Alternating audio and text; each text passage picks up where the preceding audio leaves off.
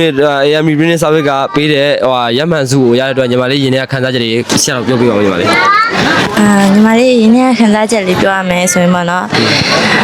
ပြောမိရတကယ်ပြောမိရအရင်တော့အလုပ်တွေတော့ညီမလေးရမ်းပင်ပန်းကြီးရှိရပေါ့နော်အလုပ်တွေအဲ့လိုမျိုးရင်တော့ဆိုရင် audition ရပါရှိခဲ့တယ်ရင်တော့အထက်ကျောက်လုပ်ခဲ့ရလေးညီမလေးအဲ့လိုညာပိုင်းနေလည်းမအိပ်ရခဲ့ရရှိတယ်ဒါပေမဲ့ဒီလောက်ကဒီလိုမဟုတ်ဘူးပိတ်ရက်တွေလည်းရှိတယ်အခုလိုမျိုးပြောစရာခီးထွက်ခဲ့ရလည်းရှိတယ်ပြီးတော့ကိုလည်းအများကြီးပင်ပန်းခဲ့ရမဟုတ်ဘူးကွာကိုလုံးနိုင်လားဒီအားလုံးပဲစုပြီးတော့လုပ်ပေးခဲ့တယ်အများဆုံးအကောင်းဆုံးစူးစမ်းခဲ့တယ်ဘာလို့လဲဆိုရင်အမေအောင်မေးရညီမလေးဒီအလုပ်ကိုမပြတ်တာလဲသွားစရာရှိရ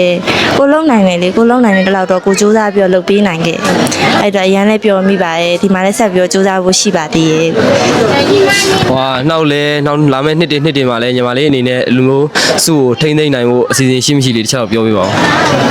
ရှိပါတယ်ဟုတ်ရှိပါတယ်ခုလိုဖြေချပေးတဲ့အတွက်